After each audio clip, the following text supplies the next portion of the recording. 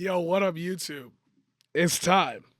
I didn't think it was going to come back this fast, but here we are. Yes, ladies and gentlemen, you peaked in high school, part fucking 5.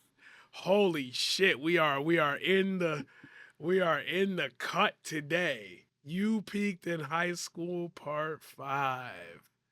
Holy shit. So you might say, how many times can you reiterate the same sentences? Same hello, I did a 6-part series on living with COVID, and we could go back to that and do a whole nother 6-part series. Just rock with me for the journey a little. I want to talk about something that I haven't been able to get through in all the other parts, the after effects of peaking in high school. Now, you see the behaviors that most people on the internet take. It's a lot of gimme, gimme, gimme. I'm only validated by the likes. Now, I know that there's a way that a lot of other people wanted to say, I know that there's this motionary discretion to look at everybody as individuals, human beings, and we can understand what fame, attention, and the like can do to our psyche, especially when we're confronted with people who may not even know us from what we do on social media in our real lives. And there's this tendency to believe that not everybody who does this, I'm Aura Farm and I got the wave on the internet. I'm on Twitch. I got the 20,000 viewers. I got the cash. It's very easy to say one of two things. It's what I'm trying to get at. It's not important. I don't care. Or two, I'm really happy for you and that sounds very successful. The more times that you're able to become an entrepreneur off of just selling your, maybe let's say, personality.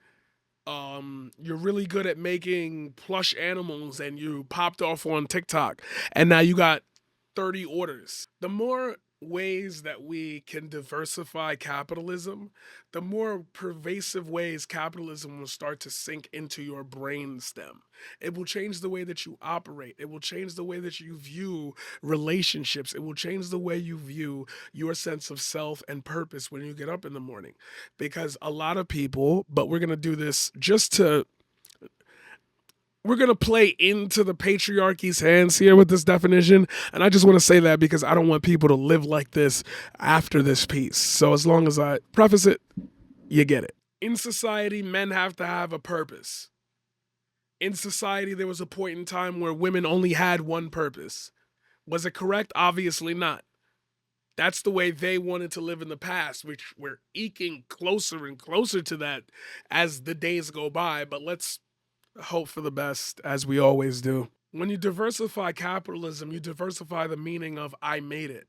And the fleeting feeling of going viral for 15 minutes can instill within people something that has been missing for a long time. And that is validation by a group of strangers who don't know your innermost issues, your innermost desires, your innermost problems. And because that gateway still has nobody in front of the door telling them, yo, when you go through this, remember that this, and this might happen. Don't compromise. Don't change who you are. Keep your head down. Keep working. If people like you for that one thing, remember that they're going to eventually find you out to be that thing. You have to find a way to reconnect with that audience once you get that viral pop. So that way people know I'm not just a one trick pony. I've actually been doing this my entire life. I feel this. I worked through this. I made this. Without that guide, ever there and without any OGs really tapping into this because at this point in time they're already established. You get all these inward discussions about who's in this group. Is it possible for something random to happen and for you to just pop off one day? Absolutely. But what happens when they look for that catalog? What happens when they look for that catalog? You are too young to have even wanted to think about building a catalog. It just happened to you. Those type of opportunities are brand new to humanity, not just the United States, not just China, not just Thailand. Humanity has never had this level of connectivity before. This is a brand new invention, and it's eaten up our lives for better or worse. But there's never going to be anybody sitting in front of you saying, yo, I get that you about to pop off. Diversify your bonds, nigga. Wu Tang. Like, nobody's. That shit is lame. That shit is whack. If you're trying to tell me what to do, that shit is You sound like a hater. You ain't make it up here, so how you know anything about that? I never seen you trending on Twitter. Some people's metrics, some kids' metrics are based on that. And I've always talked about the Kai Cenats and the iShow speeds. You could go in either direction. But when there's nothing that extends you out further than that, the entire space in which you inhibit because of your popularity is now inhibited to do anything extra. Why are you wilding out so hard? You only got 20 viewers. It's not like you over here winning Grammys. Okay, but like, what am I doing this for then? You see, I remember my wise man. I did. Like for just the sake of it. What is the prize at the end of all of this? A Kai Cenat like stream where superstars from other arenas come to see you in the streaming world. What what movies we making? Oh, that was a legendary moment. It changed the internet forever. Okay, yeah, but I don't think any of us are ever gonna have the star power of a musical artist. I don't think any of us are ever gonna reach a point where anybody over a certain age is gonna give a fuck. Are we doing this for the moments or are we doing this for the legacy? Now you're still sitting there thinking to yourself, what this got to do with peaking in high school? Apply thought. Watch the other parts if you haven't already. I assume you have. Now that we're sitting here talking about legacies, what are the people who peak in high school's greatest legacies? You used to be the man, homie. Back then, you used to be the man, homie. Now there's 18 different lanes for them to be the man again. And then they want to act out how they were treated when they were younger because that's unresolved trauma that they never got over. They didn't consider it trauma. All right, so a couple people didn't like me in high school. It's okay. I fuck bitches now. I'm a streamer. I got mad money. I'm a YouTuber. I got mad money. I'm a TikTok. I got mad money. Niggas follow me on Instagram. I said this before in the beginning of my stream, and I was saying it to lay the groundwork for this, actually. These, this box I'm in, this box, this box, I'm in the box. The four lines around that create a screen, I'm looking at them. Seems like that's all of them. This isn't where I exist.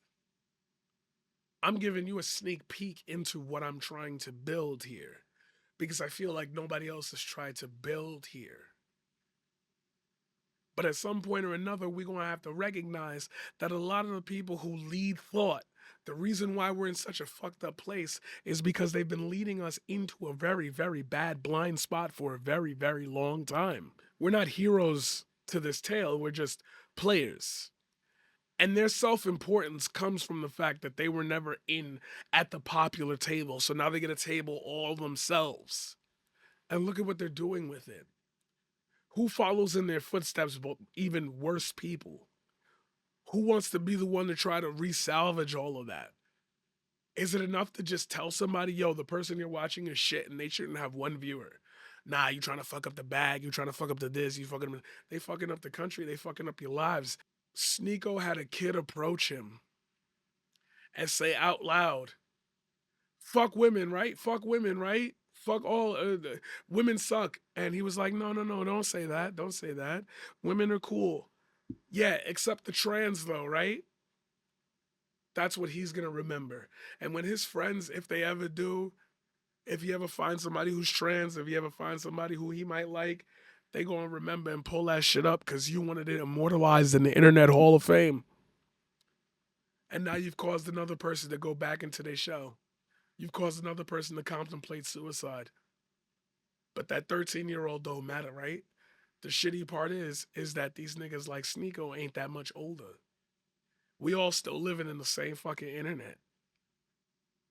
Congratulations, you got what you wanted. Stardom, power, the ability to make waves whenever you make a move. Who is there to G-check them? in a brand new era of media and information dissection. We walked into the space and these were the people who led the charge. You think anybody's gonna give a fuck about this after a period of time? They're all a bunch of basement dwelling losers. Yeah, you're right. The biggest of us represent that. And if they popular, they must be popular through hard work. Now we've added the hard work ethic into it. People telling you stream every day, have a schedule, do this, find people, clip that, do that. Everybody do it all at once. What's the next solution? Medicine? Make me more like them? Told you once and I told you before. If you ever find any skeletons in my closet, that's how long you know I had bodies. The entire atmosphere of this series about peaking in high school is about those core components of things that people never got a chance to heal from. They were thrust into the capitalist system. Get a job, go to college, build a family. If you're a woman, you have to get pregnant. If you're a man, you gotta find you gotta fuck mad bitches. Then find one to settle down with. You gotta be a provider. You gotta do everything that they say is for you because that's it. That's how they lived and that's how they want you to live. Who is they? Who gives a shit? Slavery ended like legally and expansively across the United States for the remainder of what? 60 some odd years since the civil rights passing? 70 close? You don't think people still mad over Jim Crow ending? We liked our whites only pies. Those people had children too. And none of what I've said in this entire piece is ever going to get taught to them. They're already grown. They're already my age. And then those people will eventually confront me, whether it be in a political debate, socioeconomic debate, whether it be them saying something weird at the lunch table, and me having to figure out, yo, what the fuck do you mean by that? What the fuck are you talking about? And then a conversation starts and you end up finding out, like, yo, how did you grow up? And when I find out how you grew up, I'm gonna be like, wait a minute, nobody ever like slid you this information? Nah, man, I never even heard of this before. This is the first time for me. I didn't know that was that. Well, now you've made people feel uncomfortable. How come? That's not fair. I didn't know that. I was just taught that growing up. I don't want to lose my friends over something I didn't even know was real or wasn't real. Then you get the entire manosphere picking and preying on those young, vulnerable people. Because for some reason, we can't have nuance in our conversations anymore. I don't have to dislike you. I can't just dislike one thing you do. The moment I say, damn, I wish you didn't do that, all of a sudden I'm public enemy number one. That don't sound like me trying to take you off your cloud pedestal when you hanging out with the cool kids. Oh, he trying to start rumors about me. Shut the fuck up. It's MySpace all over again. It's Skonex all over again. It's fucking Zynga all over again. Nobody's ever changed. You all just found different vehicles to offload what you think are thoughts. And for some reason, sometimes the mob just picks the wrong people. And you know what? I'm starting to think that that's more indicative of the mob than it is the people. Because maybe the anonymity that we strive for is exactly what emboldens the worst of us to come out when we see somebody we could keep picking on and keep picking on, keep picking on, and then they want you to feel a certain way. They want you to think that what I'm saying is weak, whack. What are you talking about? Peace, love, and positivity? This generation's soft. Everything about y'all is soft. You don't think we just became less tolerant of dumb shit? Like, really think about it. Really think about it. Where does that come from? The bullies want to stay in control, and the only way they know control is through slurs, demeaning people, being a bully. So most people said, well, anything that a bully does is clearly to get under my skin and hurt me for no other reason other than whatever unresolved trauma they got. So we're just not going to tolerate the use of the F slur anymore. We're going to weed you out that way. We're going to shame you. Because what the fuck are you talking about? Oh, I don't mean it in a hurtful way. Yeah, you don't, but your man's over there do. And because you keep saying it's fine, he keeps saying it derogatorily. So now we're stuck in an issue and in a paramount where nothing gets solved because you don't want to look yourself in the mirror and tell yourself that you a piece of shit. And that forces me and other people like me to now have to stand up for everybody because that intersectionality is only going to leave me with the understanding that we can't fuck with you no more. Now, I'm not saying you don't gotta breathe, you can't breathe no air. You can live your life. But every move you make after I find that one thing out is gonna get scrutinized because I don't believe that I don't believe that you think that from the beginning. You had to have been taught that. That had to have been reinforced. Oh, you are all white. You a white kid who went to an all white school, and they finally integrated with one black person, and then one person said, "Look at that monkey," and everybody laughed, and you were like, "Is that what we do?" Then it begins, and it begins, and it begins, and it begins, and it gets worse and worse and worse. Then I went to a liberal university, and they told me I was being racist. The whole reason I made this is because I realized at some point or another, when I made the first episode of this, that like, yo, we are consistently ruled by people who want nothing more than to be talked about because they're afraid of being forgotten. And that's not good enough of a reason for America to become a fascist regime. I refuse. I like at least have the leaders be charismatic, cute. I done already said I'd be throwing up all types of siegs for Aubrey Plaza. I done already said it. If Salma Hayek says grease my feet, you peasant, I'm on the floor. And I don't want to be judged for that. I don't want to be judged for that. I'm tired of it. Like, at least let my fucking ops be hot. At least. I'm asking for my oppressors to at least have something over me. But it's the ugliest motherfuckers who definitely got stuffed in a locker who are sitting there with millions of dollars talking about trans people are the problem, talking about we should release Derek Chauvin from prison. BLM sucks. Like, did you not get punched enough? Like, what happened to you? Were you sexually abused as a kid? You could tell us. You could talk about that more than you talk about how, like, foreigners from another country are ruining your aesthetic. Immigrants are bad. What are we doing? How are you? No, fuck that. You don't even got no immigrants in your town. You've been working the same job for 30 years. Are you not getting your dick sucked enough? Like, I'm trying to. What's happening? I'm missing so many steps, but I know where everybody went through at least once, except Tim Pool. The high school phase. Nobody understands me. I love Linkin Park. My December is the greatest thing ever. I was an emo kid, so I had all the problems. Look, I will never, ever sit here and tell you that you're not allowed to feel some type of way about some type of thing. This ain't opinions no more. You're judging people's lives based on what you've heard in the past, and you should stop it. Because only losers who peaked in high school, who had that one friend, that one group that finally would listen to them talk about their nerdy bullshit. And then everybody graduated, and all of a sudden, you was losing friends on Facebook. So you said, what was I gonna do? And you became this hateful, spiteful person.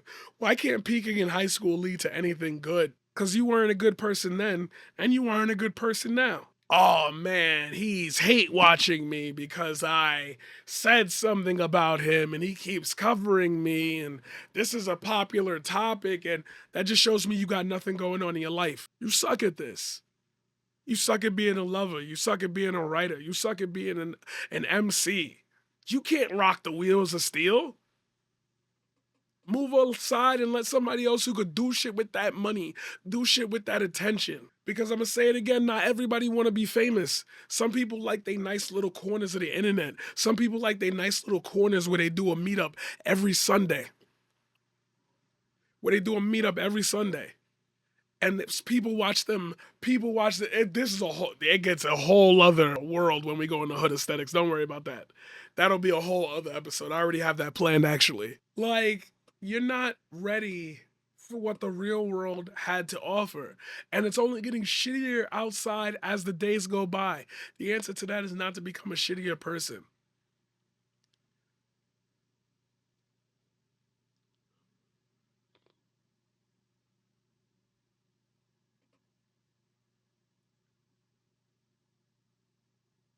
You're your own worst enemy because you refuse to grow up. The clout aesthetic has ruined what you used to love about the art you used to create. You don't even create art no more. You make YouTube videos. Pausing my, it's not always about you. I had to learn that the hard way. People could tell you. People who used to grow up with me would tell me all the time, bro, not everything is about you. Not every status is about you. People ain't sneak dissing you. Now, did it happen? Of course. Did I let that command how I disseminate my messages? No. Because if I pop off one day and that shit hit, the first thing people gonna say is, "Oh, you do this? Oh, you do that? Oh, you do this? Oh, you do that?" I ain't know about any of that. Whoa, you actually do shit. Yeah, the resume's right there. Yeah, the resume's right there. And when that resume hits, it changes the dynamic of how people look at me. And that's what I'm trying to get everybody on that wave. Yes, you are a chatter. Yes, you are a viewer. It doesn't mean you're a useless cog in the machine. It doesn't mean you don't have feelings. It doesn't mean that you don't struggle. It don't mean that you don't be out here hustling for dollars. All of that I take into account. So if you first meet me and your first words out your mouth are blah da diddy, flip snoppity, hip toppity, flip snopical, flip topical, like bunch of gibberish. Oh, but you don't think about people who sit in front of the camera and talk to you that way. You know why? Because you, just like the losers you watch, peaked in high school. And you think that you could get away with being a part of a bigger community and then acting like everybody should know who you are. I'm famous. I'm well known. When I say the streets calling, I'm talking about them chats that you ain't a part of. And you know why? Because you peaked in high school, baby. I'm the paradigm shift. Come catch me in the next one. Hit the like, hit that subscribe, hit that bell to stay notified. And if you were able to live through my voice being shot like this, you deserve a cookie, so go ask for one.